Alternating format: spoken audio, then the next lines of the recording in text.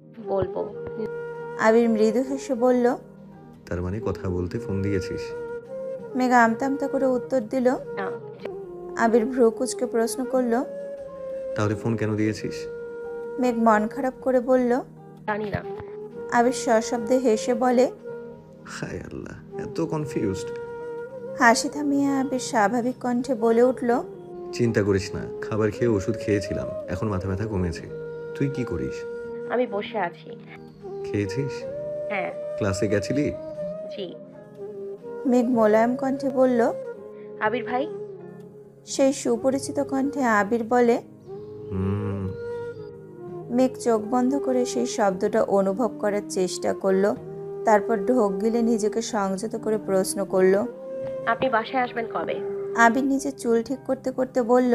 বাসার কেউ তো আমার কথা মনে করেই না, তাই ভাবছি এখানেই থেকে যাব। আবিরের কথায় মেঘের অভিমান হলো। মেঘ বিছানা থেকে নেমে ব্যালকনিতে গিয়ে দাঁড়ালো।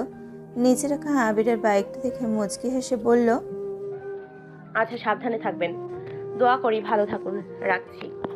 আবির উচ্চস্বরে বলে উঠল। এই ওয়েট। মেঘ মৃদু হেসে শুধালো। কিছু বলবেন? আবির দীর্ঘশ্বাস ছেড়ে উত্তর দিল।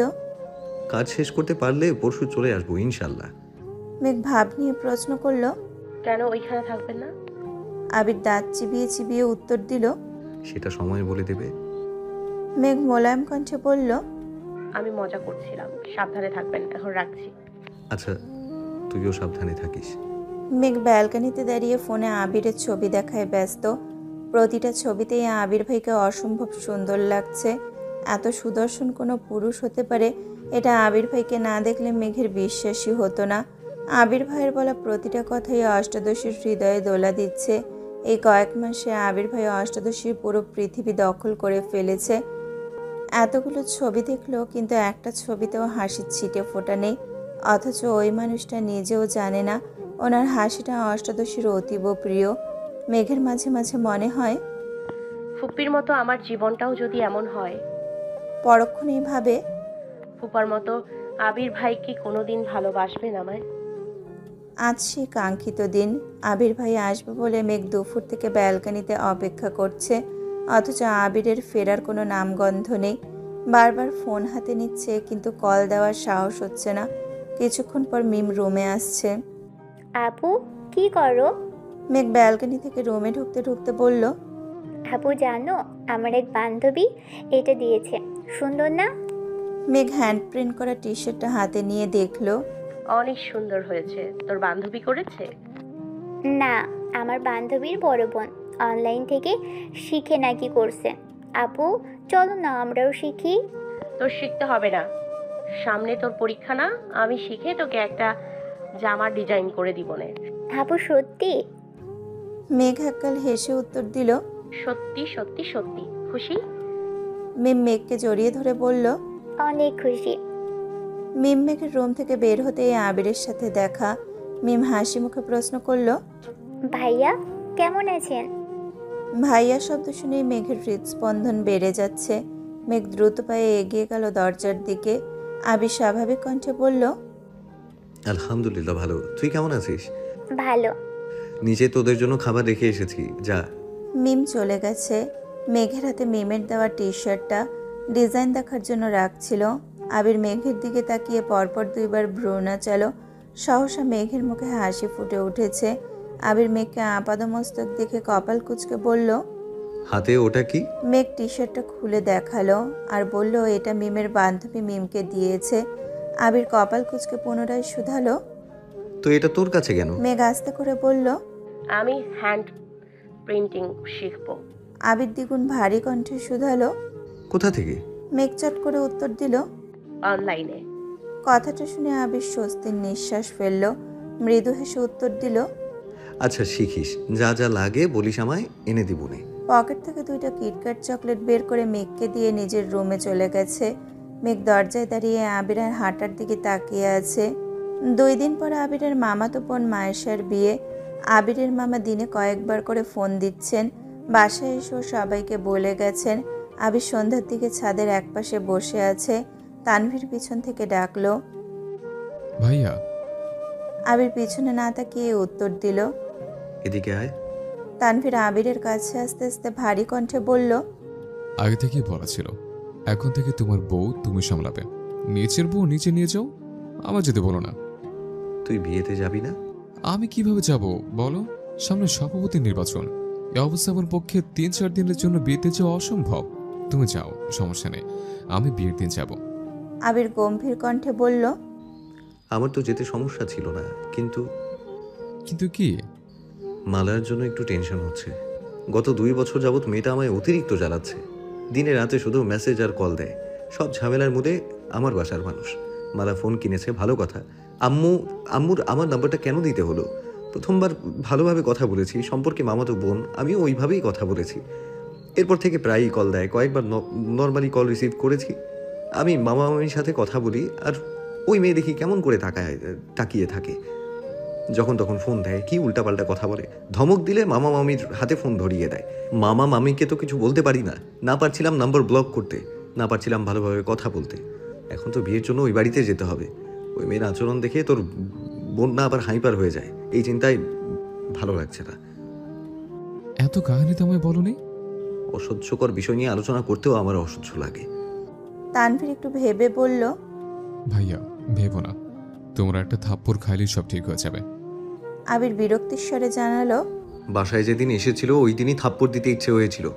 তোর বোন ব্যতীত আমি স্বইচ্ছায় কোনো মেয়েকে ছুঁতেও চাই না বলেই ওই মেয়ে এখনো আমার হাতে থাপ্পড় খায়নি। এখন কি করবা? আবির দীর্ঘশ্বাস ছেড়ে বলল, যদি মালার কারণে মেঘের চোখ থেকে এক ফোঁটা পানিও পড়ে, মালার খবর আছে, আমি ভুলে যাব সে আমার বোন হয়।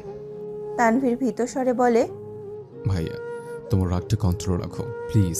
বন্ধুরে মালার থেকে দূরে দূরে রাখো, আর পারলে বন্ধুর একটু সময় দিও। তানভীরের সাথে বেশ কিছুটা সময় কথা বলে আবির নিচে আসছে। মেঘ সোফায় বসে টিভি দেখছে। ড্রয়িং রুমে আর কেউ নেই। আবির মেঘকে দেখেও না দেখার মতো করে রান্নাঘরে চলে গেছে।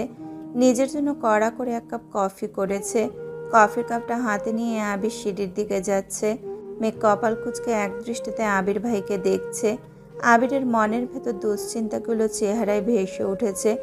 অষ্টাদশী আবিরের তামাটে চেহারা দেখে বোঝার চেষ্টা করছে আবির ভাইয়ের কি হয়েছে। মেঘ একবার ভাবছে জিজ্ঞেস করবে, কিন্তু সাহসও হচ্ছে না। আবির সিঁড়ি পর্যন্ত যেতেই মালিহা খান নিজের রুম থেকে বের হতে হতে আবিরকে ডাকলেন। আবির সিঁড়ির পাশে দাঁড়িয়ে পড়েছে। মালিহা খান সোফায় এসে বসলেন। আবিরের দিকে তাকিয়ে বললেন, তোর সাথে কথা আছে। আবির নির্বিকার কণ্ঠে বলল, আম্মু, তুমি যে বিষয় নিয়ে কথা বলতে চাচ্ছ সেই বিষয়ে আমি কোনো কথা বলতে চাই না বলেই রাজশাহী থেকে ফেরার পর থেকে তোমার সাথে দূরত্ব রেখে চলছি। কথা বলতে চাই না বললেই কি সব কিছু এড়িয়ে যেতে পারবি? তোর কি বিয়ের বয়স হয়নি? বিয়ে কি করবি না? আবির তপ্ত স্বরে জানালো। বিয়ে করার সময় হলে নিজেই তোমাদের বলবো। মালিহা খান শুষ্ক কণ্ঠে বলে উঠলেন, আমি আমার ছেলের এই রূপ দেখব বলে ছেলেকে বিদেশে পাঠাইনি। তোকে এত মনমরা দেখতে আমার ভালো লাগে না। আমি চাই তুই বিয়ে কর। একটু থেমে পুনরায় বললেন, জান্নাত মেয়েটাকে আমার খুব ভালো লাগছিল। এতদিন মেঘের টিউটর ছিল, এখন তো আর সে আমাদের বাসায় পড়ায় না। মেয়েটার খোঁজ নিতে তো সমস্যা নেই। আবির নিশ্চুপ। মেঘ হাঁ করে তাকিয়ে আছে বড় আম্মুর মুখের পানে। মেঘের চোখে মুখে দুশ্চিন্তার ছাপ। কিভাবে বলবে জান্নাতাপুর যে বিয়ে হয়ে গেছে, তা আবার আসিফ ভাইয়ার সঙ্গে। মেঘ সহসা আবিরের মুখের পানে তাকালো। মালিহা খান মেঘের দিকে তাকিয়ে বললেন, তোর কাছে জান্নাতের নাম্বার আছে? জান্নাত আপু, মেঘের কথার মাঝে আবির বলে ওঠে, ওর কাছে নাম্বার থাকবে কোথা থেকে? তুমি কি শুরু করেছো আম্মু? মেয়েটা পড়াতে এসেছিল, পড়িয়েছে, আলহামদুলিল্লাহ মেয়ে চান্স পেয়েছে। মেয়েটাকে দাওয়াত দিয়ে খাওয়াতে চাইছো, গিফট দিতে চাইছো, সব ইচ্ছাই পূরণ করা হলো। এরপর এই বিষয় নিয়ে কেন কথা উঠছে? মেঘ আহম্মকের মতো আবিরের দিকে চেয়ে আছে। বলে দিলেই হয় জান্নাতাপুর যে বিয়ে হয়ে গেছে। আবির মেঘের দিকে চোখ রাঙিয়ে ইশারা করলো যাতে কিছু না বলে। আবির দীর্ঘশ্বাস ছেড়ে পুনরায় বলল, সামনে মাইশা আপুর বিয়ে, তুমি বরং সেদিকে মনোযোগ দাও। আর বিয়ে বাড়িতে গিয়ে কোনোভাবে আমার বিয়ের কথা তুললে আমি কিন্তু সঙ্গে সঙ্গে বিয়ে বাড়ি থেকে চলে আসবো, কথাটা মাথায় রেখো। মেন গেট থেকে ভেতরে 2 কদমে এগিয়ে আলী আহমেদ খান উচ্চস্বরে বললেন, হয়েছে নাকি? মা ছেলের মধ্যে কি মনোমালিন্য চলছে নাকি? আবির মায়ের দিকে তাকিয়ে ধীর কণ্ঠে বলল, আব্বুকে কিছু বলবা না কিন্তু। বাবার দিকে তাকিয়ে গম্ভীর কণ্ঠে বলল, কিছু না। আবির চলে গেছে। বড় আব্বুকে দেখে মেঘও টিভি বন্ধ করে চলে যাচ্ছে। আলী আহমেদ খান সোফায় বসতে বসতে মালিহা খানকে শুধালেন। কি হয়েছে? মালিহা খান মনমরা হয়ে উত্তর দিলেন। কি আর হবে, বিয়ের কথা বলছিলাম, এজন্য রাগারাগি করছে। আলী আহমেদ খান ভারী কণ্ঠে বললেন। তুমি ছেলেরা আর কিছু বলো না, মাথাটা একটু ঠান্ডা হোক, আমি কথা বলবো। মালিহা খান শীতল কণ্ঠে জানালেন। ঠিক আছে। আজ মায়েশার গায়ে হলুদ। মালিহা খান আর আলী আহমেদ খান গতকালই বিয়ে বাড়ি চলে গেছেন। মালিহা খান মায়েশাদের বড় ফুপ্পি, তাই ওনার দায়িত্ব একটু বেশি। আরও আগে যাওয়ার কথা ছিল, কিন্তু অসুস্থতার কারণে আলী আহমেদ খান স্ত্রীকে একা ছাড়তে রাজি নন। ডাক্তার দেখিয়ে গতকাল উনি নিজেই নিয়ে গেছেন। তানভীর ব্যতীত বাকিরা আজ বিয়ে বাড়িতে যাবে। আগে থেকেই বলা, আবির ইকবাল খানের গাড়ি নিয়ে যাবে। মামনি, কাকিয়া, মেঘ আর আদিকে নিয়ে যাওয়ার দায়িত্ব আবিরের। মোজাম্মেল খান আর ইকবাল খান অফিস করে বিকেলের দিকে রওনা দেবেন। সকাল থেকে সাকিব আবিরকে কলের পর কল দিয়েই যাচ্ছে, যেন যত তাড়াতাড়ি সম্ভব বিয়ে বাড়িতে উপস্থিত হয়। সকালের নাস্তা করে ইকবাল খান আর মোজাম্মেল খান অফিসের উদ্দেশ্যে বেরিয়ে পড়েছেন। বাকিরা রেডি হচ্ছে। গায়ে হলুদের পাঞ্জাবি, শাড়ি নেওয়ার দায়িত্ব ছিল আবিরের। নিজের কিছু জামা কাপড় সহ সব ব্যাগ গাড়ির ডিগিতে রাখতে গিয়ে হঠাৎ কিছু একটা মনে করে বাড়ির ভেতরে ঢুকছে আবির। মিম, আদি আর মামনিরা ততক্ষণে রেডি হয়ে মেয়েকে ডাকতে ডাকতে বেরিয়ে পড়ছেন। কাকিয়া আবিরকে জিজ্ঞেস করলেন, আবার কোথায় যাচ্ছিস? উত্তরে আবির জানালো, ওয়ালেটটা রুমে ফেলে এসেছি, তোমরা গাড়িতে বসো, আমি এখনই আসছি। হালিমা খান পুনরায় ডেকে উঠলেন। মেঘ, মেঘ রেডি হলো কিনা দেখি, একটু দেখিস তো। আচ্ছা। বলে সিঁড়ি দিয়ে দ্রুত উঠে রুম থেকে ওয়ালেট আর জ্যাকেট নিয়ে বের হয়েছে। জ্যাকেটটা পরে ওয়ালেটটা চেক করতে করতে মেঘের দরজা পর্যন্ত এসে ডাকলো, আর কতক্ষণ লাগবে তোর? আবিরের কণ্ঠ শুনে মেঘ চমকে ওঠে। ত্রস্ত ঘুরে দাঁড়ালো সে। সঙ্গে সঙ্গে বিছানা থেকে জ্যাকেট টেনে গায়ে জড়িয়ে নিয়েছে। মেঘের হুড়োহুড়ি কর্মকাণ্ডে আবির মেঘের দিকে তাকালো। মেঘের গায়ে এমনভাবে জ্যাকেট জড়ানো দেখে আবির কয়েক সেকেন্ডের জন্য স্থির দৃষ্টিতে তাকায়। মেঘ চিবুক নামিয়ে দাঁড়িয়ে আছে। মেঘ কালো রঙের একটা গাউন পরেছে, সাথে আবিরের গিফট করা একটা গর্জিয়াস হিজাব পরেছে।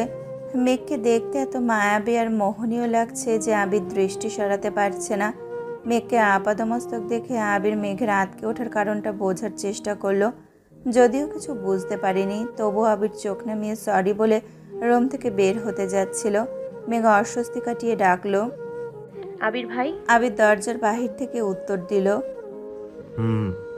মিমকে একটু ডেকে দেবেন প্লিজ। আবির ব্যালকনি থেকে ড্রয়িং রুমে একবার তাকালো, কোথাও কেউ নেই। আবির উচ্চস্বরে জানালো, সবাই বের হয়ে গেছে, মিমও গাড়ির কাছে চলে গেছে। কোনো সমস্যা? আমি কি কোনোভাবে হেল্প করতে পারবো? মেঘ কি করবে বুঝতে পারছে না। মিমকে বেশ কয়েকবার ডেকেছে, আদি আর মিম হই হুল্লোড় করে বেরিয়ে গেছে, তাই মেঘের ডাক মিম আর শোনেনি। আবির ভাইকে বলবে কিনা বুঝে উঠতে পারছে না। মেঘকে নিস্তব্ধ থাকতে দেখে আবির পুনরায় মেঘের রুমে ঢুকেছে। আবির রুমে ঢুকতেই মেঘ আঁতকে উঠল, বৃহৎ চোখে তাকালো। আবির ভ্রু কুঁচকে প্রশ্ন করলো, কি হয়েছে? মেঘ চিবুক নামিয়ে নিল। মেঘ এখনো জ্যাকেট জড়িয়ে দাঁড়িয়ে আছে। অষ্টাদশীর অশান্ত মন কেমন করে কাঁপছে, কথা আটকে আসছে।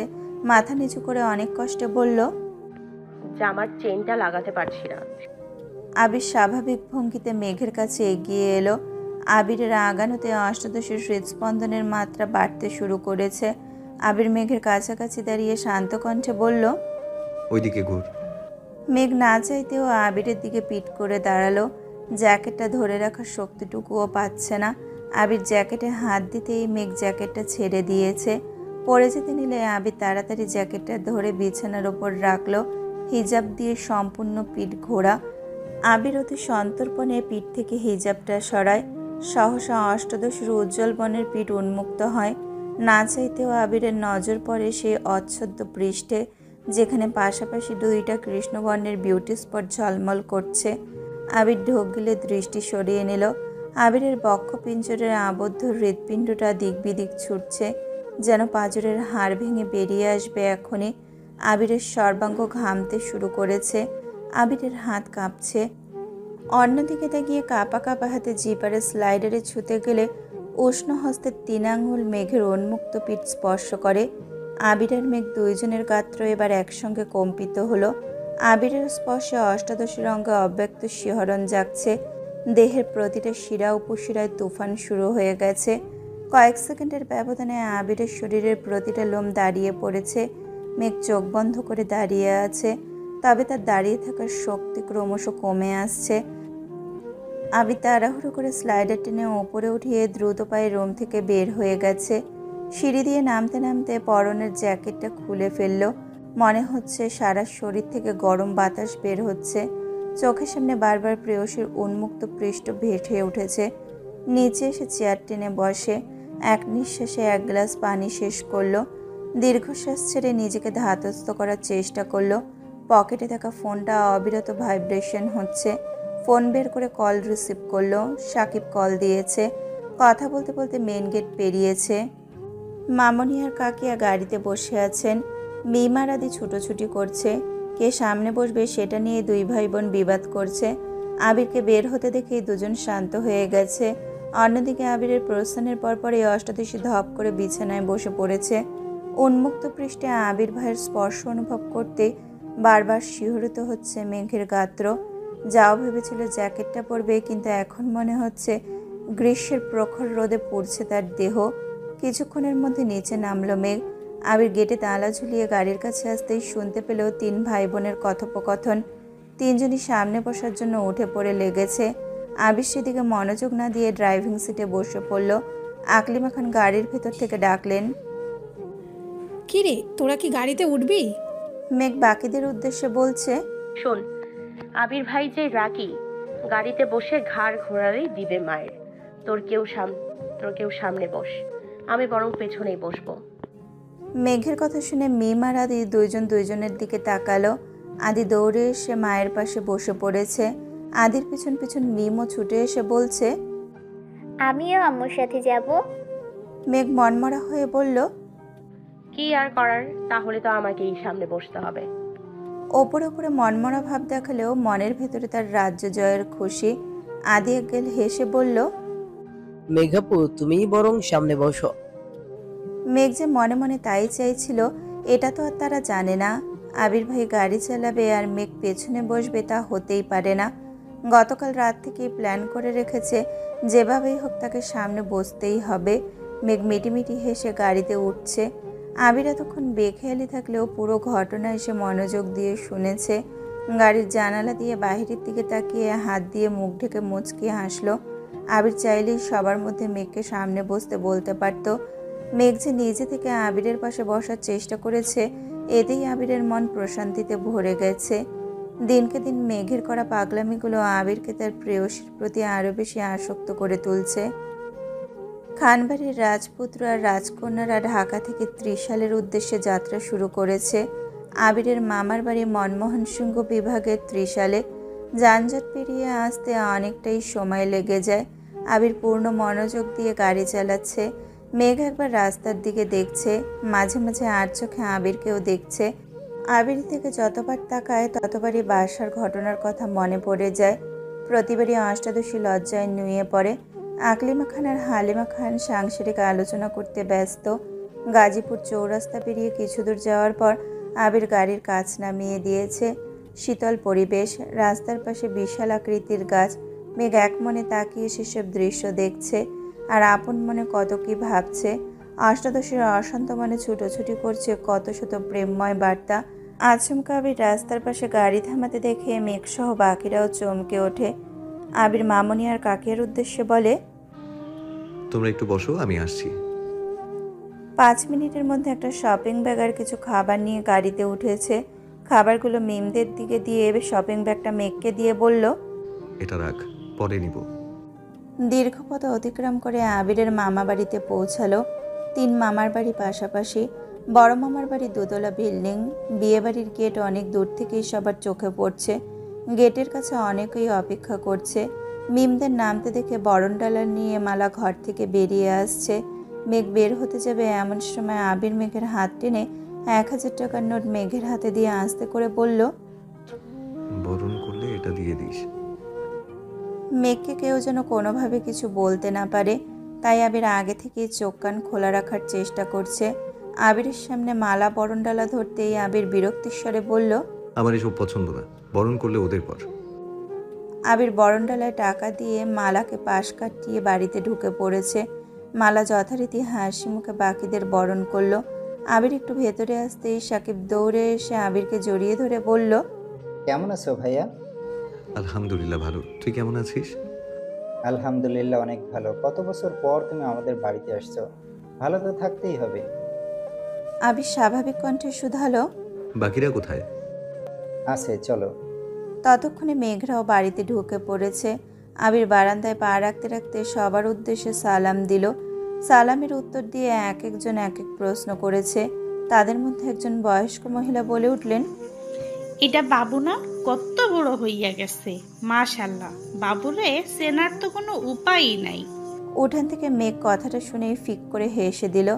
আবির ভাইয়ের মতো সুপুরুষ দেহি এত লম্বা চড়া মানুষকে কেউ বাবু বলে সম্বোধন করছে, এটা শুনেই হাসি পাচ্ছে। তারপরে নিশ্চিত হওয়ার জন্য মায়ের দিকে তাকিয়ে শুধালো, বাবুকে আম্মু?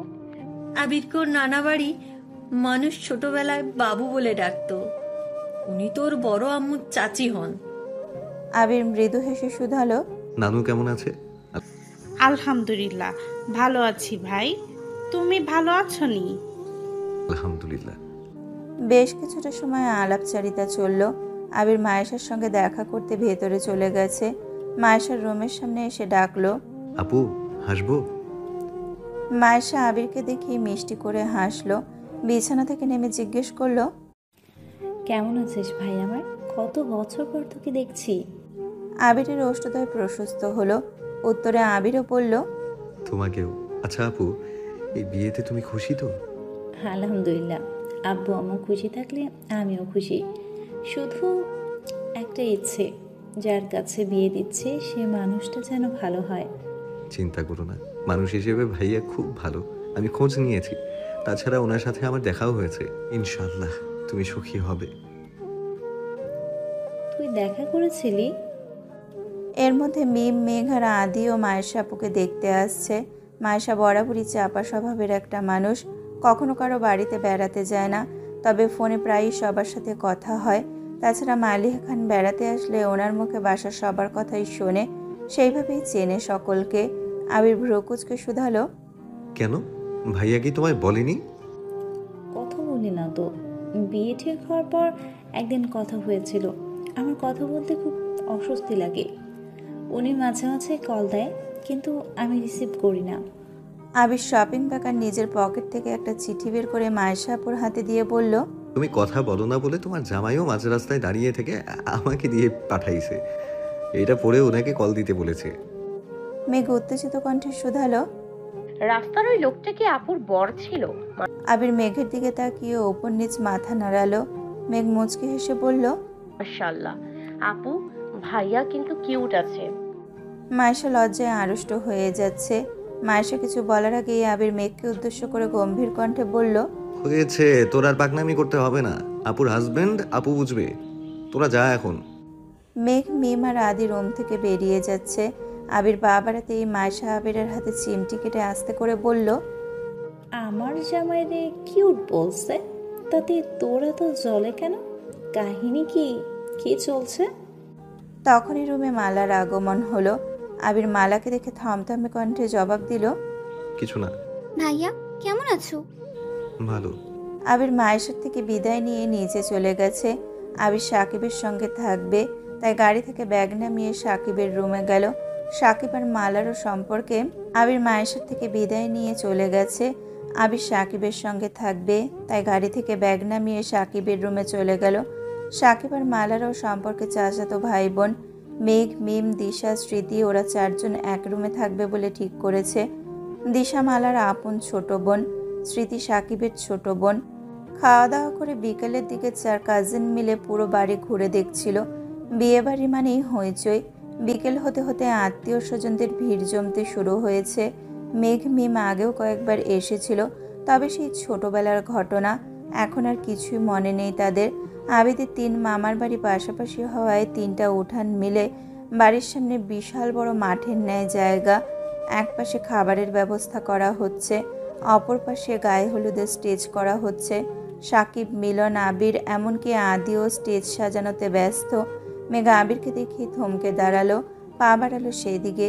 স্মৃতি পেছন থেকে ডাকলো, মেঘাপু কোথায় যাচ্ছ? স্ট্রেস সাজানো দেখতে। ঘুরবা না? তোমরা ঘুরে আসো, আমি যাব না। মেঘার কোথায় যাবে? তারা আবেগের কেন্দ্রবিন্দু তো আবির ভাই। আবির ভাইকে দেখাতে যতটা শান্তি, সেই শান্তি আর কোথাও নেই। তাই মেঘ স্টেজের দিকে এগিয়ে আসলো। সাকিব মেঘকে দেখে জিজ্ঞেস করলো, কেমন আছো মেঘবতী? আলহামদুলিল্লাহ, আপনি কেমন আছেন? আলহামদুলিল্লাহ। মেঘের কণ্ঠ শুনে আবির পিছন ফিরে মেঘকে দেখলো। চুলগুলো বেঁধে মাথায় ওড়না দিয়ে রেখেছে। আবির লাইটিং সেট করতে করতে শুধালো, খাইয়েছিস কিছু? জি। সাকিব মেঘকে উদ্দেশ্য করে বলল, ভাইয়া কিন্তু এখনো খায়নি, তুমি ভাইয়ার খোঁজ নিলে না কেন? আবির দাঁতে দাঁত চেপে সাকিবের দিকে তাকিয়ে বলল, বেশি কথা বললে তোর শরীরে তার পেঁচিয়ে দেব। মেঘ শীতল কণ্ঠে বলল, আমি তো জানতাম না। আবির মেঘের দিকে তাকিয়ে বলল, আমি খেয়েছি। সাকিব এমনিতেই মজা করছে। আবির সাকিবেরা কাজ করছে। মেঘ চেয়ারে বসে বসে তাদের কাজ করা দেখছে। কিছুক্ষণ পর স্মৃতি, দিশা, মিমও চলে আসছে। সবাই চেয়ারে বসে গল্প করছে, অথচ মেঘের নজর আবিরের দিকে। আশেপাশে কে কি বলছে সেসবে কোনো মনোযোগ নেই তার। স্টেজ সাজানো প্রায় শেষের দিকে। তখন মালা একটা প্লেটে অনেক রকমের পিঠা নিয়ে আসছে। আবিরকে ডেকে বলছে, আবির ভাইয়া তোমার জন্য পিঠা নিয়ে আসছি। মালার কথায় আবির কোনোরূপ প্রতিক্রিয়া দেখালো না, ফিরে তাকালো না। অথচ মেঘের ছ্যাদ করে রাগ উঠে গেছে। মনে পড়ে গেছে বাসায় আবির ভাইয়ের ওপর ঢলে পড়তে যাচ্ছিল এই মালা আপু। আবির ভাইয়ের প্রতি তখন তীব্র ভালোবাসা অনুভব করতে না পারলেও সেদিন ঠিকই কেঁদেছিল সে। তবে এখন তো সে আবিরকে ভালোবাসে। আবির ভাই ভালোবাসুক বা না বাসুক, অষ্টাদশী মনে প্রাণে আবিরকে ভালোবাসে। আবিরের আশেপাশে সে কাউকে সহ্য করতে পারবে না। মেঘ ভেতরে ভেতরে রাগে ফুঁসছে। মালা পুনরায় বলল, পিঠাগুলো খেয়ে নাও ভাইয়া। আবির পেছনে না ফিরেই বলল, আমি খাবো না পিঠা, ওদের দে। হাত দিয়ে মেঘেদেরকে ইশারা করলো।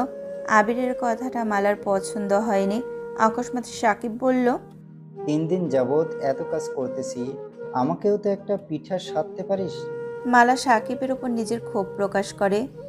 তুই কি বাড়ির মেহমান যে তোকে আলাদা করে পিঠা দিতে হবে? সাকিব মন খারাপ করে বলল, আজ মেহমান হতে পারিনি বলে কেউ দামই দেয় না।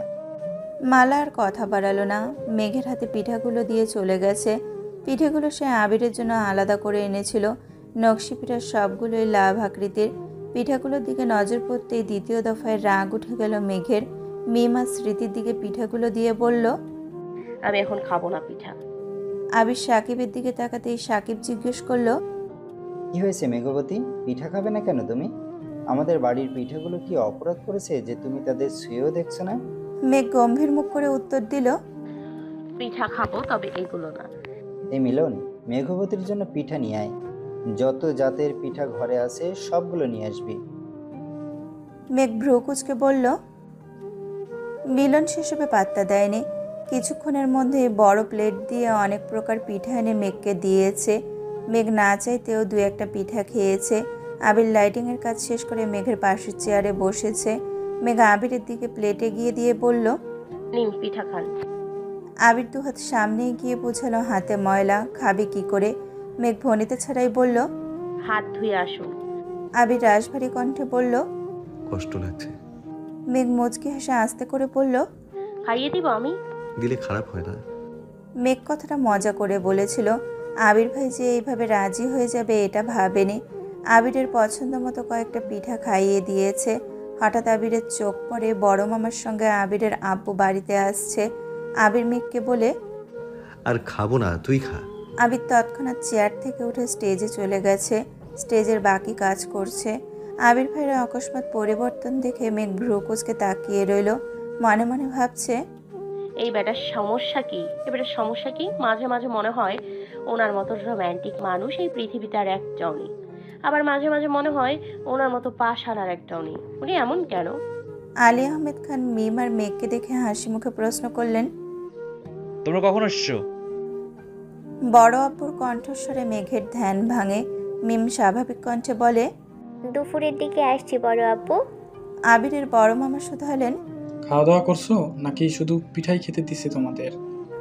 মেঘা আলগোছে হেসে উত্তর দিল, আমরা এসেই ভাত খেয়েছি, এখন আবার পিঠা খাচ্ছি। বাড়িটাকে নিজের বাড়ি মনে করবে, যা ইচ্ছে হবে নিজের হাতে নিয়ে খাবে, সেটা গাছের কোনো ফলই হোক অথবা ঘরের কোনো খাবার। মিম আর মেঘ একসঙ্গে বলল, আচ্ছা বড় মামা। হঠাৎ করে বাড়ির পরিবেশ বদলে গেছে, হই হুল্লোড় যেন 3 গুণ বেড়ে গেছে। মায়েশার শ্বশুরবাড়ির থেকে বেশ কয়েকজনের গায়ে হলুদের শাড়ি, মেহেদি আরও কি কি নিয়ে আসছে।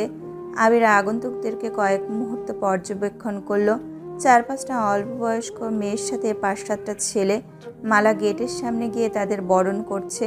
স্মৃতি আর দিশাও গেটের কাছে চলে গেছে। মিম যেতে নিলেই আবির ধমক দেয়। আবিরের ধমকে মিমের সঙ্গে সঙ্গে মেঘও কেঁপে উঠেছে। আবির মেঘ আর মিমকে উদ্দেশ্য করে বলল, তোরা এখন রুমে যা, মেহমান যাওয়ার আগ পর্যন্ত তোদের এক বোনের ছায়াও যদি আমি দেখি তাহলে খবর আছে বলে রাখলাম। মেঘ মাথা নিচু করে বলল, আপুকে হলুদ লাগাবো না? আবির বিরক্তির স্বরে বলল, রাতে লাগাইস, এখন যা। মেঘ আর মিম দুইজনেই মাথা নিচু করে একে অপরকে অভিযোগ জানাতে জানাতে রুমে চলে গেছে। এতদিন তানভীর ভাইয়া এমন করেছে। মিম আর মেঘ দুইজনকেই অতিরিক্ত শাসনে রেখেছে। এবার তানভীর ভাই আসেনি, তাই ভেবেছিল একটু আনন্দ করবে। সব আনন্দে আবির ভাই পানি ঢেলে দিল। সন্ধ্যার পরপরই মেহমান চলে গেছে। মায়েশা আপু মিম আর মেঘকে খোঁজে না পেয়ে দিশাকে দিয়ে ডেকে পাঠিয়েছে। মায়েশা আপুর 4 জন বান্ধবী এসেছে। মালা আপুরও 3টা বান্ধবী এসেছে। এছাড়াও খালাতো মামাতো বোনেরা তো আছেই। সন্ধ্যার পর থেকে বাড়িতে শাড়ি পরার ধুম পড়েছে। মিম আর মেঘ বিছানার একপাশে বসে সবার সাজগোজ দেখছে। মায়েশা আপু বারবার দুজনকে শাড়ি পরতে বলছে। মিম শাড়ি 2 চোখে সহ্য করতে পারে না, কিন্তু সবার শাড়ি পরা দেখে মেঘের খুব ইচ্ছে করছে শাড়ি পরতে। তবে আজ পর্যন্ত কখনো শাড়ি পরেনি সে, তাই শাড়ি সামলাতে পারবে না ভেবে ভয় পাচ্ছে। মায়েশাপুর এক বান্ধবীকে দেখে হঠাৎ মেঘের রাকিবের গার্লফ্রেন্ডের কথা মনে পড়ে গেল। জান্নাতাপুর বিয়েতে কত সুন্দর করে সেজে আসছিল। রাকিব ভাইয়ের গার্লফ্রেন্ডকে দেখে সেদিন মেঘেরও শাড়ি পরতে ইচ্ছে হয়েছিল, তবে আজ আর সাহস পাচ্ছে না। আচমকা মায়েশাপু মেঘের দিকে তাকিয়ে জোর গলায় বললেন, মেঘ, তুমি কিন্তু শাড়ি পরবে। একদম না শুনবো না, পরবে মানে পরবেই। আপু আমি তো কখনো শাড়ি পরিনি। তোমার যেভাবে সুবিধা হবে সেভাবেই পরানো হবে, তুমি চিন্তা করো না। মিমের এসব শাড়ি পরা দেখতে দেখতে আর ভাল লাগছে না। মেঘ শাড়ি পরবে শুনে মন খারাপ করে রুম থেকে বেরিয়ে গেছে। মেঘও রেডি হতে ওয়াশরুমে গেছে। মায়েশাপু মিটিমিটি হাসছে। মায়েশাপুর বেস্ট ফ্রেন্ড জিজ্ঞাসা চোখে চেয়ে প্রশ্ন করলো, কিরে হাসছিস কেন? মায়েশা আশেপাশে দেখে বান্ধবীর কানের কাছে বিড়বিড় করে বলল, আবিরের কথা বলছিলাম না তোমাকে, ওর চাচাতো বোন মেঘ। আমি শিওর আবির মেঘকে পছন্দ করে, কিন্তু কিছু বলতে পারছে না। মেঘকে শাড়ি পরাচ্ছি যাতে আবিরের রিয়াকশন বুঝতে পারি, বুঝলি? মায়েশার শ্বশুরবাড়ির লোকজন চলে গেছে অনেকক্ষণ হলো, তবুও মেঘ মিমের পাত্তা নেই। আবির আদিকে দিয়ে ডেকে পাঠিয়েছে, অথচ মেঘ আর মিম এখনো নামছে না। হঠাৎ আবিরের মনে হলো মেঘের জন্য সে আলাদা করে গায়ে হলুদের ড্রেস নিয়ে আসছিল, যেটা আবিরের ব্যাগেই আছে। আবির সাকিবদের ঘরে গিয়ে ড্রেসটা বের করে দেখছে। গায়ে হলুদ উপলক্ষে সবার জন্য রানী গোলাপি রঙের শাড়ি পাঞ্জাবি আনা হয়েছে। কালার পছন্দ করার দায়িত্ব ছিল আবিরের, তাই হলুদ রং বাদ দিয়ে অন্য রঙকেই প্রাধান্য দিয়েছে সে। শাড়ি পাঞ্জাবি কেনার দিনই মেঘের জন্য একটা ড্রেস কিনেছিল, কিন্তু বাসায় আসার পর সেই জামা দেখে মন ভরছিল না। তাই গতকাল রাতে মার্কেটে গিয়ে অনেক খুঁজে মেঘের জন্য পছন্দ মতো রানী গোলাপি রঙের একটা ড্রেস নিয়ে আসছে। ড্রেসটা পরলে তার স্প্যারোকে কেমন লাগবে সেটাই ভাবছে। কিছু একটা ভেবেই নিজের মাথায় গাঁটটা মেরে আনমনে হেসে ফেলল। ড্রেসটা শপিং ব্যাগে ভরে মালাদের ঘরের সামনে উঠান পর্যন্ত আসতেই মালিহা খান ডাকলেন, এসে থেকে কোথায় ঘুরে বেড়াচ্ছিস? ভাবি বললো আসার পর নাকি অল্প ভাত খাইছিলি, তোর কি খিদে পায় না? পিঠা দিব তোকে নাকি ভাত দিব? এখন কিছু খাবো না আম্মু, বিকেলে পিঠা খেয়েছি, ক্ষুধা লাগলে খাবো, তুমি টেনশন করো না। আবির মায়ের সাথে কথা বলে যেই না ঘরে ঢুকতে যাবে, তখনই সামনে মালা হাজির হলো। আবিরের কণ্ঠ শুনেই নিজের রুম থেকে বেরিয়ে এসেছে। মালা উত্তেজিত কণ্ঠে শুধালো, ভাইয়া তোমার কি কিছু লাগবে? আমায় বলো, আমি এক্ষুনি দিচ্ছি। আবিরের হাতে শপিং ব্যাগ দেখে পুনরায় প্রশ্ন করলো, শপিং ব্যাগে কি? আবির রাগান্বিত কণ্ঠে উত্তর দিল, সে যাই থাকুক তোর ভাবতে হবে না, আর আমার কিছু লাগলে আমি নিজেই নিতে পারবো। তুই নিজের চরকায় তেল দে। আবিরের রাগান্বিত কণ্ঠ শুনে মালা মাথা নিচু করে মনে মনে বলল, আমারই তো ভাবতে হবে, আমি যে তোমাকে ভালো। আবির ধমক দিল। রাস্তা থেকে সরে দাঁড়া। মালা তড়িঘড়ি করে সরে দাঁড়ালো। আবিরকে যেতে দেখে মালাও নিজের রুমে সাজতে চলে গেছে। আবির বারান্দা পেরিয়ে দোতলায় যাওয়ার জন্য কয়েক সিঁড়ি উঠতে আচমকা আলতারাঙা একটা পা চোখে পড়ল। পায়ের মালিক দোতলা থেকে নামছিল। সিঁড়িতে একবারে খেয়ে যেন থমকে দাঁড়িয়েছে। আবির স্বাভাবিকভাবে চোখ তুলে তাকাতেই আশ্চর্য বনে গেল। চোখ পড়ে এক মায়াবিনীর দিকে। সহসা মুগ্ধ আখিতে তাকায়। সেই মায়াবিনী যেন মায়ের জাল বিছিয়ে রেখেছে। আবিরের মতো হাজারো সুপুরুষ যুবক তার এই রূপে ঝলসে যাবে। বাঙালি স্টাইলে রানী গোলাপি রঙের শাড়ি পরিহিতা মায়াবিনীর কোমর ছড়ানো চুলগুলো অতিশয় ধীর গতিতে উড়ছে। মুখে হালকা মেকআপ, চোখে আইলাইনারের সঙ্গে গাঢ় করে কাজলও লাগানো, ঠোঁটে লাল টকটকে লিপস্টিক, গলায় হালকা গহনা, তার সঙ্গে কোমরের বিছা। আবির কিংকর্তব্য বিমূঢ় বিস্ময় চোখে মায়াবিনীকে আপাদমস্তক দেখল। বাকরুদ্ধ দৃষ্টিতে চেয়ে আছে সেই আঁখি জোড়ায়। মায়াবিনীর দিকে তাকিয়ে ওপরের সিঁড়িতে পা রাখতে গিয়ে হোঁচটকিয়ে পড়তে নিলে সঙ্গে সঙ্গে হ্যান্ডেল ধরে কোনো রকমে নিজেকে সামলালো। আবিরকে হোঁচট খেতে দেখে মায়াবিনী কয়েক সিঁড়ি নেমে আতঙ্কিত কণ্ঠে শুধালো, কি হয়েছে আপনার? মায়াবিনীকে কাছে আসতে দেখে আবির তৎক্ষণাৎ 2-3 সিঁড়ি নিচে নেমে নেশাক্ত কণ্ঠে বিড়বিড় করে কি যেন বলল। মায়াবিনী শুধু শেষে বলা উফটায় বুঝতে পেরেছে। মায়াবিনী চিন্তিত স্বরে শুধালো, আপনি ঠিক আছেন তো? আবির উত্তর না দিয়ে উল্টো প্রশ্ন ছুড়ে দিল, তুই কি ঠিক থাকতে দিচ্ছিস? আবিরের প্রশ্ন শুনে মায়াবিনী অপলক দৃষ্টিতে তাকালো। চোখে মুখে উজ্জ্বলতা ফুটে উঠেছে। উত্তেজিত কণ্ঠে পুনরায় প্রশ্ন করল, শাড়িতে কেমন লাগছে আমায়? আবির পুনরায় তাকালো। ক্লান্তিহীন অমত্ত চোখে চেয়ে রইল কিছুটা সময়। মেঘ তির্যক চোখে চেয়ে আছে। মুখে তার মিষ্টি হাসি। আবিরের ঘোর যেন কিছুতেই কমছে না, দৃষ্টি তার সরছেই না। মনে হচ্ছে মায়াবিনীকে দেখার ব্যাকুলতা এই জন্মে আর শেষ হবে না। মৃত্যু ব্যতীত মায়াবিনীর মায়ার জাল থেকে বের হতে পারবে না সে। মেঘ পুনরায় প্রশ্ন করল, কেমন লাগছে বললেন না? মেঘের কথায় আবিরের মনোযোগে বিঘ্ন ঘটে। আবেশিত কণ্ঠে বলল, মায়াবিনী। আবির ভাইয়ের মুখে মায়াবিনী শব্দ শুনে অষ্টাদশী লজ্জায় আড়ষ্ট হয়ে গেল। ব্লাউজ দেওয়া কপল আরও বেশি রক্তিম বর্ণ ধারণ করেছে। ডিসেম্বরের তীব্র শীতেও অষ্টাদশীর নাক ঘামে চিকচিক করছে। প্রিয় মানুষের মুখে নিজের প্রশংসা শুনে অষ্টাদশীর কলেবরে অন্যরকম শিহরণ জাগছে। এতক্ষণ আবির ভাইয়ের দিকে তাকিয়ে থাকলেও এখন লজ্জায় চোখ তুলে তাকাতে পারছে না। আবির গলা খাকারি দিয়ে বলল, হাতটা দেখি। আবির নিজের হাত বাড়ালো। মেঘ ডান হাত একটু এগোতে আবির মেঘের হাত ধরে এক সিঁড়ি ওপরে উঠে মেঘের ডান হাতের কনিষ্ঠ আঙুল মুখের কাছে নিল। মেঘের কনিষ্ঠ আঙুল ব্যতীত বাকি আঙুলগুলো স্থান পেল আবিরের গালে। আবিরের গালে থাকা খোঁচা খোঁচা দাড়ি স্পর্শ করতে অষ্টাদশীর বুকের ভেতরে উথাল পাথাল ঢেউ শুরু হয়ে গেছে। আবির মেঘের কনিষ্ঠ আঙুলে আস্তে করে কামড় দিল। অমনি অষ্টাদশী কেঁপে উঠল। মেঘের অস্বস্তি বুঝতে পেরে আবির হাত ছেড়ে কিছুটা দূরে দাঁড়ালো। আবির স্বভাবসুলভ ভারী কণ্ঠে বলল, আমায় সুন্দর লাগছিল বলে তুই একদিন নজর কাটিয়েছিলি, আজ আমি কাটালাম। মেঘ নিস্তব্ধ নিরেট দৃষ্টিতে তাকিয়ে আছে। আবির নিজেকে সামলে গম্ভীর কণ্ঠে বলল, মানুষ মারার প্ল্যানটা কার? মানে?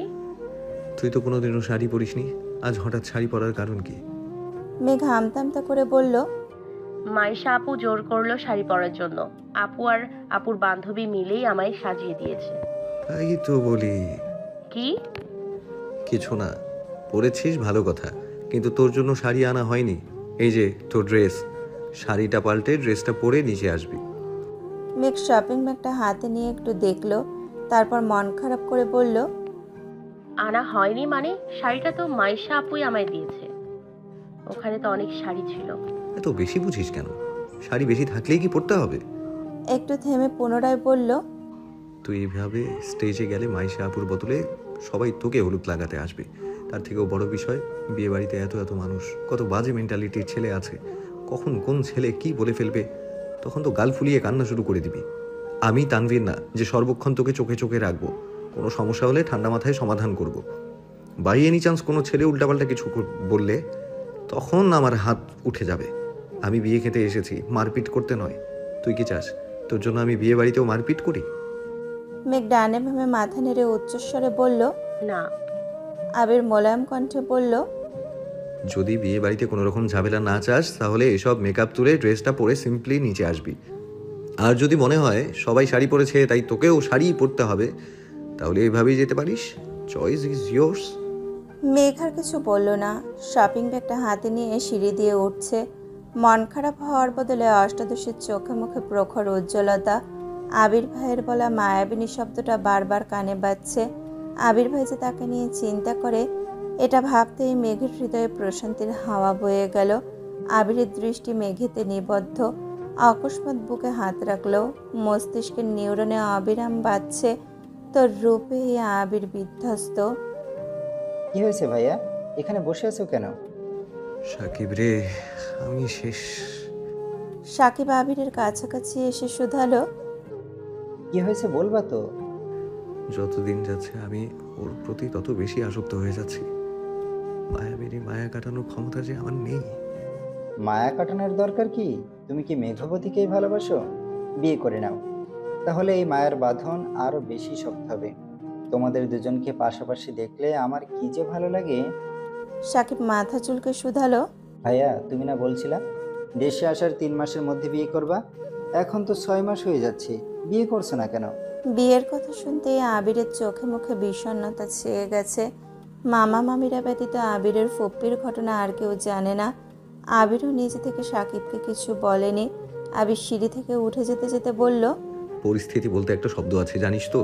আমি এই পরিস্থিতির অধস্তনে বন্দী। পরিস্থিতি যেদিকে নিয়ে যাবে আমি সেদিকে যেতে বাধ্য। সাকিব কিছুই বুঝল না। আবিরকে প্রশ্ন করার আগেই আবির সেই জায়গা ত্যাগ করলো। আশপাশে না তাকিয়ে সোজা সাকিবের রুমে চলে গেল। রুমে ঢুকেই বিছানায় চোখ বন্ধ করে শুয়ে পড়ল। বক্ষে তার তীব্র কম্পন। পৃথিবীর সবার চোখে অদম্য গুরুগম্ভীর আর শক্তপোক্ত ব্যক্তিটা আজ এক মায়াবিনীর রূপে বিধ্বস্ত হয়ে গেছে। এত বছর বুকের ভেতর চেপে রাখা অনুভূতিরা যেন খাঁচা ছেড়ে বেরিয়ে আসতে চাইছে। অষ্টাদশী কি করে বুঝবে তাকে এই রূপে দেখে আবিরের হৃদয়ে কতটা তোলপাড় চলছে। 20 মিনিট কেটে গেল। আবিরের এক হাত মাথার নিচে, অপর হাত বুকের বাঁ পাশে। আচমকা চোখ মেলে তাকায়, ঠোঁটের কোনো দুষ্টু হাসি। বিছানার পাশে রাখা ফোনটা হাতে নিল। গ্যালারিতে ঢুকেই প্রথম ছবিটাতে চাপ দিল। অমনি মেঘের শাড়ি পরা একটা ছবি ভেসে উঠেছে। মেঘের চোখ ফাঁকি দিয়ে কিছুক্ষণ আগেই 2টা ছবি তুলেছিল আবির। সেখান থেকে একটা ছবি সুদীর্ঘ মনোযোগ দিয়ে দেখছে। কাজল কালো চোখ, লজ্জায় লালিত মুখমণ্ডল, ওষ্ঠদয়ে মায়াবী হাসি। আবিরের অশান্ত মন জানান দিচ্ছে, মায়াবিনীর মায়াজালে আবিরের মৃত্যু নিশ্চিত। আবির ফেসবুকে ঢুকে নিজের টাইমলাইনে একটা পোস্ট করে, মনের বিরুদ্ধে নিজেকে নিয়ন্ত্রণ করেছে যুদ্ধে শহীদ হওয়া বোধহয় অধিকতর শান্তিপূর্ণ। নিচে ছোট্ট করে লিখেছে, বেস্ট সারপ্রাইজ এভার। আবির পুনরায় মেঘের শাড়ি পরা ছবিটা বের করেছে। এক দৃষ্টিতে তাকিয়ে আছে সে। অকস্মাৎ ফোনের যান্ত্রিক আওয়াজ বেজে উঠল। তানভীর কল করেছে। আবির রিসিভ করতে ওপাশ থেকে উদ্বিগ্ন কণ্ঠে ভেসে এলো, ভাইয়া তুমি ঠিক আছো? বোনও ঠিক আছে তো? আবির মৃদু হেসে উত্তর দিল, তোর বোন বোধহয় সিদ্ধান্ত নিয়েই নিয়েছে, আমায় না মেরে থামবে না। কেন, কি হয়েছে? বোনও কিছু করেছে? রাগে বকা দাওনি তো আবার? তোর বোন এমন রূপে আমার সামনে আসছে, ধমক দেয়া তো বহুদূর। তুমি তো কি, বোনও কেমন রূপে আসছে? তুই না আমার সম্বন্ধী ওর, ছোট বোনের প্রেম আলাপ শুনতে চাস? লজ্জা লাগে না তোর? আচ্ছা সরি, তোমরা ঠিকঠাক থাকলেই হলো। তোমাদের দুজনকে একসাথে পাঠিয়ে এখন টেনশন আমার হাত পা ঠান্ডা হয়ে যাচ্ছে। তোমার স্ট্যাটাস দেখে আরো বেশি ভয় লাগছিল, তাই তাড়াতাড়ি কল দিলাম। কিছুক্ষণ আগে মাইশা আপু কল দিয়েছিল আমায়, যায়নি বলে রাগারাগি করছে। আমি বলছি সকাল সকাল চলে আসবো। আচ্ছা সাবধানে থাকিস, আর আসার সময় আমার বাইকটা নিয়ে আসিস। আচ্ছা রাখছি। ভাই শোনো। হ্যাঁ বল। বোনের সাথে রাগ দেখিও না প্লিজ। এখন রাগ দেখানোর অবস্থায় আমি নেই।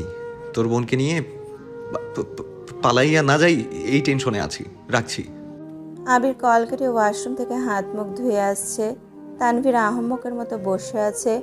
বনু কি করেছে, ভাইয়ার কি হয়েছে, কি বলল, সব যেন এলোমেলো হয়ে যাচ্ছে। আবির ভাইয়া পরিবারের জন্য এত দৃঢ় সংকল্প নিয়ে হুট করে পালিয়ে যাওয়ার কথাই বা কেন বলছে। ভাইকে কল দিলেও লাভ নেই। মাঝে মাঝে তানভীর ভাবে ভাইয়ার সম্বন্ধী না হয়ে শালা হলেই ভালো হতো। মজা ছিল অন্ততপক্ষে ভাই কিছু বলতো, যাতে ভাইয়ের মনোভাব বুঝতে পারত সে। আবির কিছুক্ষণের মধ্যে রেডি হয়ে বের হয়েছে। রানী গোলাপি রঙের পাঞ্জাবি পরায় আজ আবিরকে অন্যরকম সুন্দর লাগছে। সাদা কালো আর ধূসর রঙের ভিড়ে উজ্জ্বল বর্ণটা আবিরকে বেশ মানিয়েছে। প্যান্ডেলে ঢুকতে গিয়ে আশেপাশে তাকিয়ে দেখলো মেঘ কোথাও নেই। মিম, দিশা আরও কয়েকজন মিলে গল্প করছে। আবির মিমকে ডেকে জিজ্ঞেস করলো, মেঘ কোথায়? মিমও আশেপাশে তাকাচ্ছে, ধীর কণ্ঠে বলল, আপুকে তো দেখছিলাম নিচে আসছিল, এখন তো দেখছি না। রুমে গিয়ে দেখে আসবো ভাইয়া। তোর যেতে হবে না। আবির দুপা এগোতেই সাকিব ছুটে আসছে। আতঙ্কিত কণ্ঠে বলল, ভাইয়া এতক্ষণে আসছো তুমি? তোমার মেঘবতী তো সেজেগুজে নিচে আসছিল। ওই নে, মালা আর ওর দুই বান্ধবী কথা বলছিল। কি কথা বলছে তো শুনি নাই, কিন্তু দেখলাম মেঘবতী মুখ গোমড়া করে উপরে চলে যাচ্ছে। তখন আব্বু চাচ্চু আমায় ডেকে নিয়ে গেছে। কিছু প্রয়োজনীয় জিনিস আনার দরকার ছিল। তাড়াহুড়োতে রুম পর্যন্ত যেতে পারছিলাম না। ফোনটাও রুমে চার্জে রেখে আসছি, তাই জানাতেও পারছিলাম না। কাজ শেষে দৌড়ে আসছি। আবির দীর্ঘশ্বাস ছেড়ে বলল, যে ভয়টা পাচ্ছিলাম। আবির ঝড়ের গতিতে মেঘেদের রুমে গেছে। রুমে কেউ নেই। বিছানার উপর শাড়ি, কসমেটিক্স এলোমেলো হয়ে পড়ে আছে। আবির আশেপাশের 2-3টে রুম চেক করলো, কোথাও কেউ নেই। হঠাৎ সিঁড়ির দিকে নজর পড়তেই ছুটল সেদিকে। ছাদ ঝরে ঝলমল করছে লাল, নীল আর সবুজ রঙের আলো। তার একপাশে মেঘ দাঁড়িয়ে আছে, হাতে একটা গাছের ডাল, যেটা দিয়ে ছাদের রেলিংয়ে অবিরত আঘাত করছে। মেঘ ড্রেস পরে নিচে নামতেই চোখ পড়ে মালা আপু আর তার বান্ধবীদের দিকে।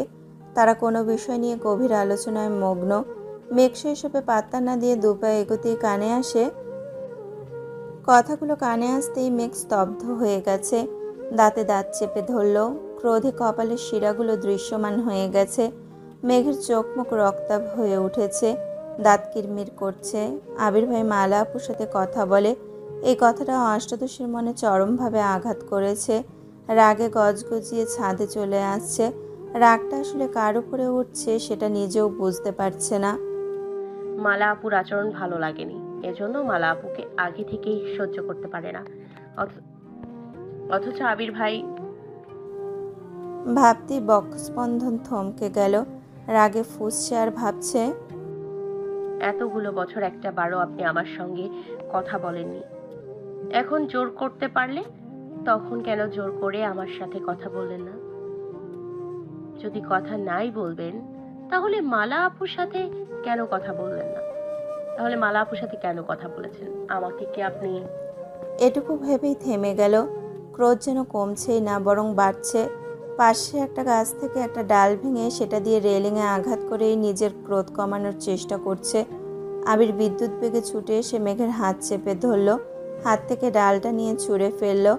আবির সরু নেত্রে খেয়াল করলো অষ্টাদশীর চোখ মুখ। লাইটের আলোতে বারবার পরিবর্তন হচ্ছে চেহারার বর্ণ। মেঘের চোখে মুখে তীব্র ক্ষিপ্রতা। আবিরের উপস্থিতি বুঝতে পেরে রাগ যেন 3 গুণ বেড়ে গেছে। আবিরের হাত থেকে নিজের হাতটা ছাড়ানোর চেষ্টা করছে। কোথাও কেটেছে কি না আবির সেটাই দেখার চেষ্টা করছে। অথচ মেঘ নিজের সবটুকু শক্তি দিয়ে হাত সরানোর চেষ্টা করছে। মেঘের এমন কাণ্ডে আবির অগ্নিচোখে তাকিয়েছে।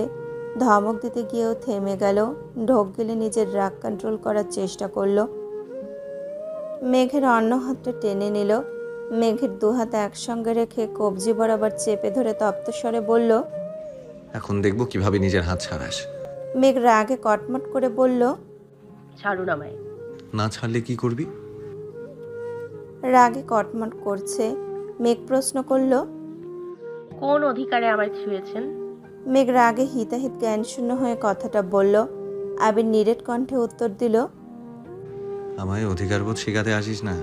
তোকে ছোঁয়ার জন্য যদি অধিকার নামায় স্বাক্ষর করতে হয়, আমি সেই অধিকার নামায় স্বাক্ষর করে হলেও তোকে ছুঁবো। রাগের মাথায় আবিরের কথাগুলো মেঘ শুনল কিনা কে জানে। অতিরিক্ত ক্রোধে মেঘের মাথা ঘুরছে, তবুও শান্ত হওয়ার নাম নেই। মেঘ রাগান্বিত কণ্ঠে পুনরায় চেঁচিয়ে উঠল, আমায় ছাড়ুন বলছি।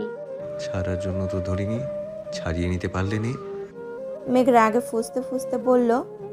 আবির এবার সশব্দে হাসল। মেঘ আশ্চর্য নয়নে তাকিয়ে বলল, হাসছেন কেন? আমি কিন্তু সত্যি সত্যি চিৎকার করব। আবির তপ্ত স্বরে প্রশ্ন করল, তুই যে অগাচণ্ডী সেটা কি জানিস? মানে? এই যে চিৎকার করবি বললি, চিৎকার তো তুই করতেই পারিস, কিন্তু সবাই আসলে বলবে এটা কি শুনি? আমি তোর হাত ধরেছি, এটাই নালিশ করবি?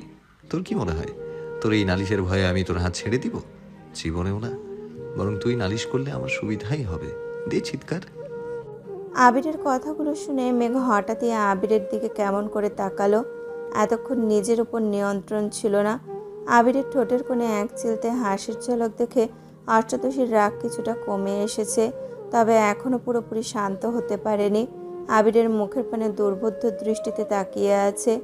দৃষ্টি নামতে চোখ পড়ে রানী গোলাপি পাঞ্জাবিতে। সঙ্গে সঙ্গে অষ্টাদশীর অভিব্যক্তি পাল্টাতে শুরু করলো। আবির ভাইকে এইভাবে দেখে যেন চোখ ফেরাতে পারছে না। আচমকা ফোঁস করেই শ্বাস ফেলল। নিজের ভেতরে সমস্ত রাগ ছুঁড়ে ফেলতে চাইল। এই মানুষটার সাথে আর যেই হোক, রাগ করা অষ্টাদশীর পক্ষে অসম্ভব বিষয়। আবির গলা খাকারি দিয়ে বলতে শুরু করলো, তোর কি হয়েছে আমি জানি না, জানতেও চাই না। আমি কিছু কথা বলবো, তুই চুপচাপ সেগুলো শুনবি। আবিরের কথায় মেঘের দৃষ্টি সরল, মাথা নিচু করে দাঁড়ালো। আবির বলে, মনে কর তুই একটা ড্রেস কিনতে এসেছিস একটা দোকানে। অনেক খোঁজাখুঁজির পর একটা ড্রেস তোর খুব পছন্দ হয়েছে। যেই ড্রেসটা নিতে যাবি তখনই অন্য একজন এসে তোর পছন্দের ড্রেসটা নিয়ে দেখতে লাগলো। তারও ড্রেসটা খুব পছন্দ হয়েছে। তুই কি করবি? ড্রেসটা হাসি মুখে তাকে দিয়ে দিবি, নাকি শক্ত গলায় বলবি এই ড্রেসটা আমি নিব?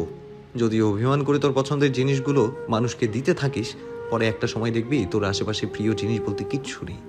মেঘ মনোযোগ দিয়ে কথাগুলো শুনল। আবির মেঘের হাত ছেড়ে স্বাভাবিক কণ্ঠে বলল, আমাদের আশেপাশে এমন অনেক ঘটনা ঘটে যেগুলো দেখেও না দেখার ভান করে চলতে হয়। যদি আমরা সেগুলোকে পাত্তা দিই তাহলে আমাদের জীবন ধ্বংস। অনিশ্চিত জীবনে যতদিন বাঁচবি ততদিন নিজেকে নিয়ে বাঁচার চেষ্টা করবি। আমি নিচে যাচ্ছি, 10 মিনিটের মধ্যে ফ্রেশ হয়ে নিচে আসবি। আবির দীর্ঘ পা ফেলে সিঁড়ির কাছে গিয়ে আবার পেছন ফিরে তাকালো। উচ্চস্বরে বলল, মাই ডিয়ার স্প্যারো, সব কিছু চাইলেই পেয়ে যাবেন এমনটা নাও হতে পারে।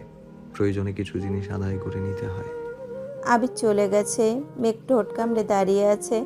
মাথায় ঘুরছে আবির ভাইয়ের বলা শেষ কথাটা, প্রয়োজনে কিছু জিনিস আদায় করে নিতে হয়। মেঘের রাগ, অভিমান, মন খারাপের কারণগুলো এক মুহূর্তেই পালিয়েছে। আবির ভাই যেন অষ্টাদশীকে ইনডাইরেক্টলি তাকে বুঝিয়ে দিয়েছে আবির ভাইয়ের ভালোবাসা আদায় করে নিতে হবে। সহসা মেঘের ঠোঁটে হাসি ফুটেছে। এই হাসিতে কোনো খাদ নেই, মনের ভেতর নেই কোনো অভিযোগ। মেঘ দ্রুত রুমে গিয়ে ফ্রেশ হয়ে অন্তহীন পায়ে ছুটতে ছুটতে নিচে নামলো। মেঘের ছুটোছুটি দেখে হালিমা খান বিরক্ত হয়ে বললেন, এভাবে দৌড়াচ্ছিস কেন? পড়ে ব্যথা পেলে কি হবে? মেঘ একাল হেসে উত্তর দিল, আমার কিছু হবে না। দৌড়ে বেরিয়ে আসে ঘর থেকে। আঁখে জোড়া কাউকে খুঁজছে। হঠাৎ চোখ পড়ে প্যান্ডেলের দিকে। একটা বেঞ্চে আবির ভাই বসে আছে। পেছনের সাইড দেখা যাচ্ছে। মেঘ চুলগুলো দেখে চিনতে পেরেছে। আবিরের পাশে সাকিবকে দেখে শিওর হয়েছে। সাকিব এই দিকেই তাকিয়েছিল। সাকিব আবিরের কানের কাছে বিড়বিড় করে বলল, ভাইয়া, তোমার প্রেয়সী আসছে, কিন্তু সাথে শত্রুপক্ষের আগমন হচ্ছে, বি কেয়ারফুল। সাকিব আবিরের পাশ থেকে উঠে আবিরের বিপরীতে একটা চেয়ার টেনে বসলো। মেঘ আবিরের কাছাকাছি আসতেই চোখে পড়ল মালা একটা ট্রে নিয়ে মেঘের আগে আবিরের সামনে হাজির হলো। কিছু খাবার আর এক গ্লাস শরবত। আবিরের কাছে এসে মালা মোলায়েম কণ্ঠে বলল, ভাইয়া, তোমাকে কতক্ষণ যাবৎ খুঁজতেছিলাম। তুমি তো দুপুরের পর আর কিছু খাওনি, তাই খাবার নিয়ে আসছি। মালার আহ্লাদি কণ্ঠে আবিরের মেজাজ খারাপ হলো, তবুও স্বাভাবিক থাকার চেষ্টা করলো। আবির প্রখর তপ্ত স্বরে জানালো, আমি এখন খাবো না, নিয়ে যা। মেঘের রাগ ক্রমে ক্রমে বেড়েই চলেছে। গাল ফুলিয়ে আবিরের থেকে কিছুটা দূরে আবিরের মুখোমুখি এসে দাঁড়ালো। সামনে থেকে আবিরকে দেখছে, অথচ আবির কারোর দিকেই তাকাচ্ছে না। মালা পুনরায় বলল, খাবারটা খেয়ে নাও প্লিজ। আবির রাগান্বিত কণ্ঠে কিছু বলতে যাবে তার আগেই মেঘ আবিরের কাছাকাছি দাঁড়ালো, ঝোঁকে আবিরের মুখোমুখি হলো। মেঘকে কাছে আসতে দেখে আবির একটু পিছিয়ে গেল। মেঘ আচমকা আবিরের বুকের ওপরের বোতামটা লাগাতে লাগাতে বলল, আর কিছু হবে না।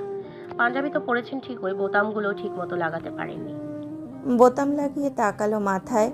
এক মুহূর্তের ব্যবধানে চুলে হাত দিল, দু হাতে চুলগুলো ঠিক করতে করতে বলল, ইস, চুলগুলো এলোমেলো করে ফেলেছেন। আমি না থাকলে যে আপনার কি হবে এটাই ভেবে পাই না। আবির অবিশ্বাস্য দৃষ্টিতে মেঘকে দেখছে। নিজেকে নিয়ন্ত্রণ করতে নিম্নাষ্ট কামড়ে ধরল। চোখে মুখের বিস্ময় যেন সরছেই না। মেঘ যে এমন কাণ্ড করবে এটা আবির কল্পনাতেও ভাবতে পারেনি। মেঘের কাণ্ডে স্তব্ধ হয়ে গেছে আবির।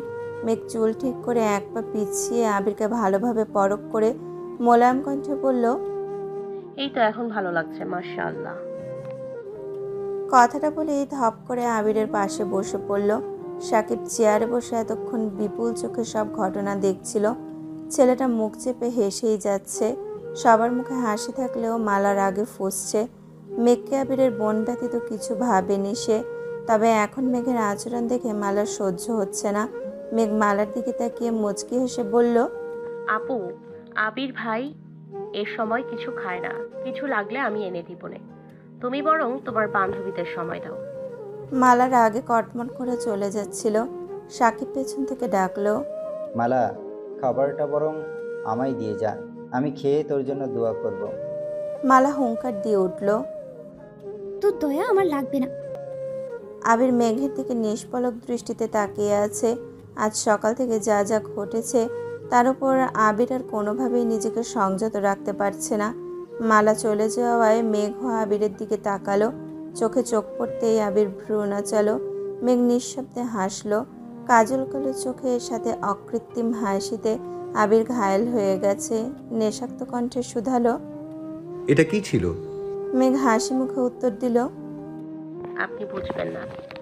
আবির ভ্রু কুচকে তাকাতেই সাকিব বলে উঠল, ভাইয়া, শুধু হাতে পায়ে লম্বা হলেই হয় না, বুদ্ধিরও প্রয়োজন আছে। তোমার উচিত মেঘবতীর থেকে কিছু বুদ্ধি ধার নেয়া। আবির মেঘের দিকে তাকিয়ে থেকে মুচকি হেসে জানালো, আমিও তাই ভাবছি। এখন থেকে যখনই বুদ্ধির প্রয়োজন হবে তখনই ওর কাছে যাব। মেঘ আবিরের মুখের পানে চেয়ে ভেঙচি কেটে উঠে চলে গেছে। আবির নিঃশব্দে হাসছে আর অষ্টাদশীর প্রস্থান দেখছে। আবিররা যেখানে বসেছে তার পিছনে কিছুটা দূরে গায়ে হলুদের স্টেজ। মিম, দিশা আরও কয়েকটা মেয়ে সেখানেই বসে আছে। মিমকে দেখে মেঘও সেখানে গিয়ে মিমের পাশে বসেছে। সাকিব চেয়ার থেকে উঠে এসে আবিরের পাশে বসতে বসতে মোবাইল এগিয়ে দিয়ে বলল, নাও তোমার ভিডিও আর ছবি, ঠিক আছে কিনা দেখো। আবির টেনে টেনে সবগুলো দেখছে। মেঘের ভেঙচি থেকে শুরু করে আরও অনেক ছবি তুলে ফেলেছে। একটা ছবিতে দুজনের চোখের দিকে তাকিয়ে আছে। একটা ভিডিও করেছে। ভিডিওটাতে বোতাম লাগানো, চুল ঠিক করার দৃশ্য। সাকিব আস্তে করে বলল, ভাইয়া, আমার কিন্তু খুব রাগ উঠতেছে। আবির ফোনটা পকেটে রেখে বলল, কেন? আবির ঘাড় ঘুরিয়ে তাকাতেই দেখলো মেঘ সবার সঙ্গে কথা বলছে আর হাসছে। সাকিবের কাঁধে মাথা রেখে আবির মেঘকে দেখছে। সাকিব ঠান্ডা কণ্ঠে বলল, তোমাদের লুকোচুরি প্রেম আর কতদিন চলবে? জানি না। এই যে কিছু বলতে পারো না, তোমার খারাপ লাগে না? খারাপ তো লাগে। ওর জন্য কত নির্ঘুম রাত কাটে আমার। ও যদি জানতো। নির্ঘুম রাত কাটিয়ে সকালবেলা ওর মায়াবী আঁখে জোড়া দেখলে মনে হয় আরো শত শত রাত নির্ঘুম কাটাতে পারবো। সাকিব মজা করে বলল, আহারে ভালোবাসা। আবিরের ঘোর যেন কোনো মতেই কাটছে না। সাকিবের কাঁধে মাথা রেখে ক্লান্তিহীন অমত্ত চোখে মেঘকে দেখেই যাচ্ছে। নিজে পছন্দ করে কেনা ড্রেসটাতে অষ্টাদশীকে যতটা মোহনীয় লাগবে ভেবেছিল তার থেকেও কয়েক গুণ বেশি রমণীয় লাগছে। মেঘের মায়াবী হাসি দেখে আবিরের টালমাটাল অবস্থা। মায়াবিনীর মায়াবী হাসি দেখলে বরাবরই আবিরের সকল দুশ্চিন্তার অবসান ঘটে। হৃদয়ে অন্যরকম অনুভূতি কাজ করে। আজ সকাল থেকে ঘটা একের পর এক ঘটনা আবিরকে বেসামাল করে দিচ্ছে।